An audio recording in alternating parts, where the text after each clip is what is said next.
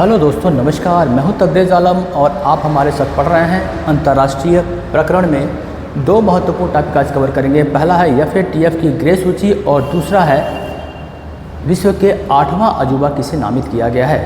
साथ ही साथ जानेंगे FATF की ग्रे सूची में कौन से देश को शामिल किया गया है, किस देश को बाहर किया गया है और इस FATF की सूची में कितने देश अभी फ़िलहाल में शामिल हैं। साथ ही साथ विश्व के प्राचीन 7 अजूबे कौन से हैं और विश्व के 2007 में 7 नए अजूबे किसे घोषित किया गया, ये सब जानेंगे। लेकिन उससे पहले मैं चाहूँगा कि इस वीडियो को आप लाइक कर दीजिए, दोस्तों में शेयर कर दीजिए, चैनल को सब्सक्राइब कर लीजिए। आइए बिना किसी देरी के शुरू करते हैं हमारा अंतर्राष्ट्रीय प्रकरणों से जुड़ा संबंध और जानते हैं एक एक करके FATF। पहला है FATF की ग्रे सूची। FATF की ग्रे सूची में किसे शामिल किया गया है जान लेते हैं। इसका पूरा नाम क्या है, तो इसका पूरा नाम है फाइनेंशियल एक्शन टास्क फोर्स। क्या नाम है इसका? FATF का फाइनेंशियल एक्शन टास्क फोर्स नाम है। स्थापना कभी हुई थी इसकी? स्थापना हुई थी 1989 में पेरिस फ्रांस में इसकी स्थापना हुई थी। यह एक अंतर सरकारी निकाय है। क्या है ये एक अंतर सरकारी निकाय है और इसको G7 शिखर सम्मेलन के दौरान इसे बनाया गया था। ठीक है ना, समझ में आ गया। कब बना था ये? 1989 में पेरिस फ्रांस में इसकी स्थापना की गई थी और G7 शिखर सम्मेलन के दौरान इसकी स्थापना की गई थी दोस्तों। और इसका फुल फॉर्म आपको पता ही हो गया, फाइनेंशियल एक्शन टास्क फोर्स। आगे बढ़ते हैं। इसका उद्देश्य था, क्यों इसको बनाया गया, तो बनाया गया इसको वैश्विक मनी लॉन्ड्रिंग और आतंकी वित्त पोषण पर नज़र रखने के लिए इसका गठन किया गया। क्यों? उद्देश्य क्या था इसका कि वैश्विक मनी लॉन्ड्रिंग को रोका जा सके, साथ ही साथ वित्त पोषण, आतंकी वित्त पोषण जो है उस पर भी नज़र रखा जा सके। और वर्तमान में जो कुल देश की संख्या है इसमें कितनी है? 40 है दोस्तों। कितनी है? 40 देश प्रेजेंट में इसमें शामिल हैं। और 40 सदस्यीय देश को क्षेत्रीय परिषद को 2 भागों में बांटा गया है। पहला है यूरोपीय आयोग और दूसरा है खाड़ी सहयोग परिषद। ठीक है ना, 40 सदस्य देशों को 2 भागों में बांट दिया गया। पहला है यूरोपीय आयोग और दूसरा है खाड़ी सहयोग परिषद। 24 फरवरी 2023 को FATF ने रूस की सदस्यता को रद्द कर दिया था। किसकी? तो रूस की सदस्यता को रद्द कर दिया गया था। कब रद्द किया गया था? तो 24 फरवरी 2023 को रद्द कर दिया गया था। क्यों किया गया था? क्योंकि रूस ने यूक्रेन पर क्या किया है? वार छेड़ दिया है, लड़ाई कर दी है। इसी वजह से रूस की सदस्यता को इसमें से रद्द कर दिया गया है दोस्तों। 2006 में भारत इसका पर्यवेक्षक देश के रूप में शामिल हुआ था। पूछेगा सवाल आपसे कि भारत FATF में कब पर्यवेक्षक देश के रूप में शामिल हुआ, तो आप बताएंगे 2006 में ये शामिल हुआ। और 2010 में भारत को 34वें सदस्य के रूप में इसे पूर्णतः शामिल कर लिया गया। कब? 2010 में। कौन सा नंबर था इसका? तो 34वां देश था जिसे ये इसमें शामिल कर लिया गया। स्मरणीय तथ्य में अगर हम बात कर लें, जो एग्जाम पॉइंट ऑफ व्यू से क्या पूछ सकता है, तो 26 और 28 जून को T राजकुमार जी की अध्यक्षता में सिंगापुर में इसकी बैठक हुई। कहाँ हुई है? FATF की अभी हाल ही में बैठक तो सिंगापुर में हुई है। किसके अध्यक्षता में हुई है? तो T राजकुमार की अध्यक्षता में हुई है। मोनाको और वेनेजुएला को ग्रे सूची में डाल दिया गया है। कौन से 2 देश को डाला गया है? तो मोनाको और वेनेजुएला को दो ये देश हैं, इनको जो है ग्रे सूची में डाल दिया गया है इस बैठक के दौरान। आगे बढ़ते हैं। हाँ, जमैका और टर्की को ग्रे सूची से बाहर कर दिया गया। तो पूछेगा आपसे कि किस देश को जो है, निम्नलिखित में से किस देश को जो है ग्रे सूची में शामिल किया गया है, तो आपको बता दिया गया जमैका और मोनाको और वेनेजुएला। मोनाको और वेनेजुएला को ग्रे सूची में शामिल किया गया है, जबकि जमैका और टर्की को ग्रे सूची से बाहर कर दिया गया। किस देश को? तो जमैका और टर्की को ग्रे सूची से बाहर कर दिया गया है। और UAE को, अच्छा, इसके पहले की बैठक हुई थी 21 से 23 फरवरी 2024 में। अभी जून में हुआ था, 26-28 जून को हुआ था ना ऊपर, 26-28 जून को। लेकिन इसके पहले एक फरवरी में बैठक होती है। उस बैठक में क्या किया गया? केन्या और नामीबिया, 2 देश थे, केन्या और नामीबिया को भी ग्रे सूची में डाल दिया गया।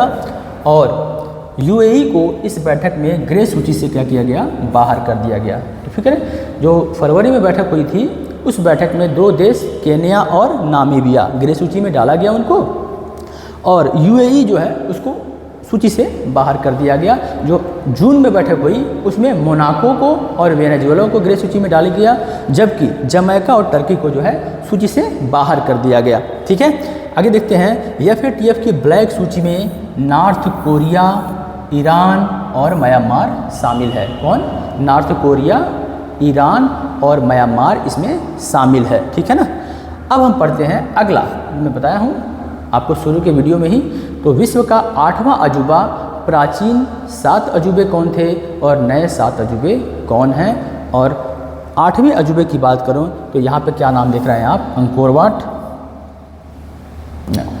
अंकोर वाट को 8वां अजूबा के रूप में शामिल किया गया है। जान लेते हैं जरा इसके बारे में थोड़ा सा।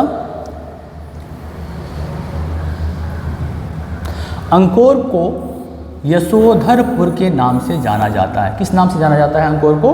तो यशोधरपुर के नाम से जाना जाता है। अंकोर का नाम नोकोर से लिया गया है, जो एक खेमर शब्द है। अब पूछे सकता है आपसे कि अंकोर किस शब्द से लिया गया है, तो बताएंगे नोकोर। और नोकोर जो है कैसा शब्द है? एक खेमर शब्द है और इसका अर्थ क्या होता है? साम्राज्य होता है। क्या होता है? साम्राज्य होता है। और ये जो मंदिर है कंबोडिया का अंकोर वाट, ये कहाँ स्थित है?